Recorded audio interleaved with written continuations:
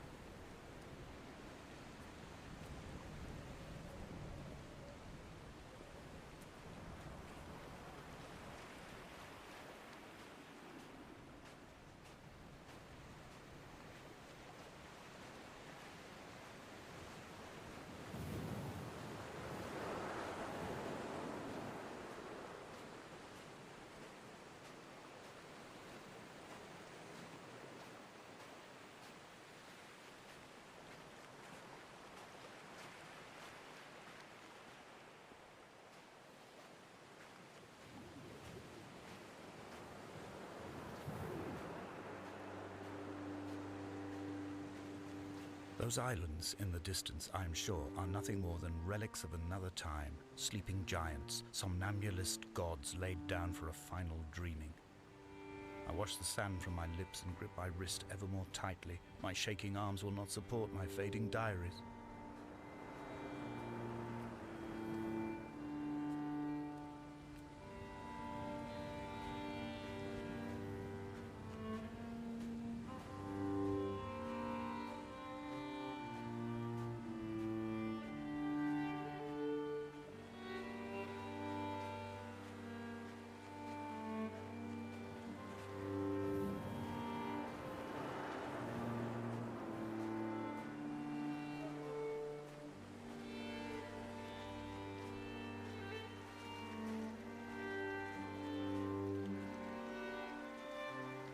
I have found the ship's manifest, crumpled and waterlogged under a stash of paint cans. It tells me that along with this present cargo, there was a large quantity of antacid yogurt bound for the European market. It must have washed out to sea. God knows there are no longer gulls or goats here to eat it.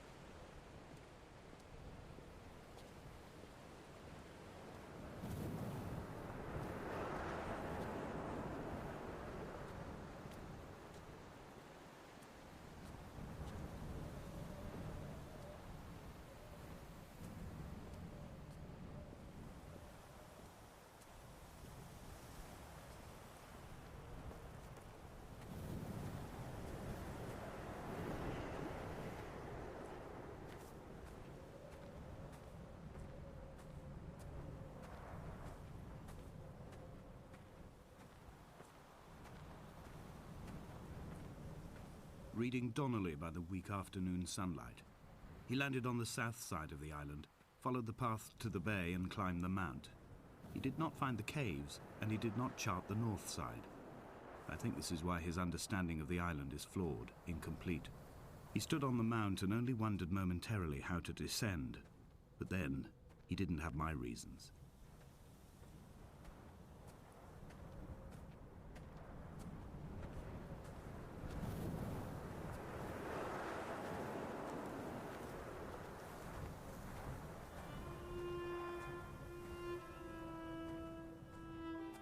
When someone had died or was dying, or was so ill they gave up what little hope they could sacrifice, they cut parallel lines into the cliff, exposing the white chalk beneath.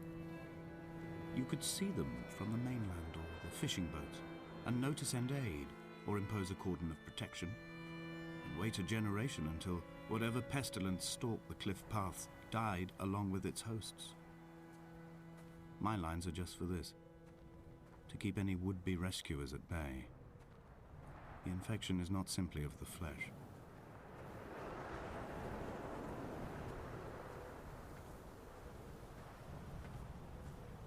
We are not like Lot's wife, you and I. We feel no particular need to turn back. There's nothing to be seen if we did. No tired old man parting the cliffs with his arms. No gifts or Bibles laid out on the sand for the taking. No tides turning or the shrieking gulls overhead. The bones of the hermit are no longer laid out for the taking. I have stolen them away to the guts of this island, where the passages all run to black, and where we can light each other's faces by their strange luminescence.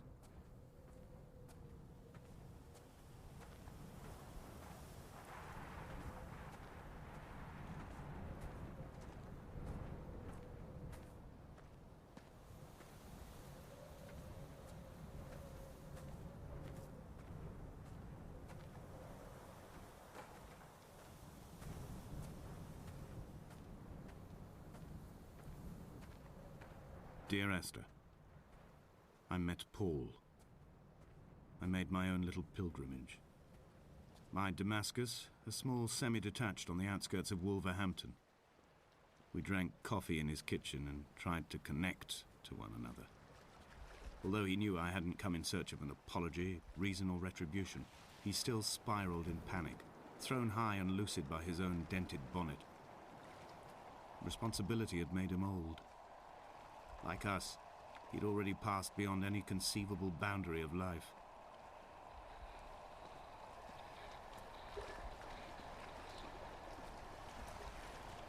I find myself increasingly unable to find that point where the hermit ends and Paul and I begin. We are woven into a sodden blanket, stuffed into the bottom of a boat to stop the leak and hold back the ocean. My neck aches from staring up at the aerial. It mirrors the dull throb in my gut where I am sure I've begun to form another stone. In my dreams, it forms into a perfect representation of Lot's wife, head over her shoulder, staring along the motorway at the approaching traffic in a vacuum of fatalistic calm.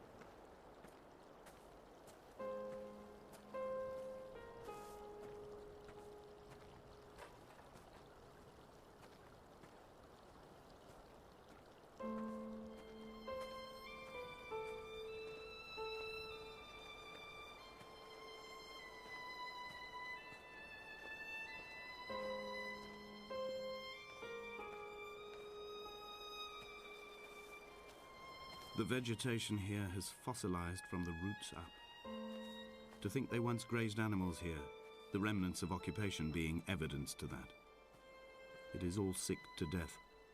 The water is too polluted for the fish, the sky is too thin for the birds, and the soil is cut with the bones of hermits and shepherds. I've heard it said that human ashes make great fertilizer, that we could sow a forest from all that is left of your hips and ribcage, with enough left over to thicken the air and repopulate the bay.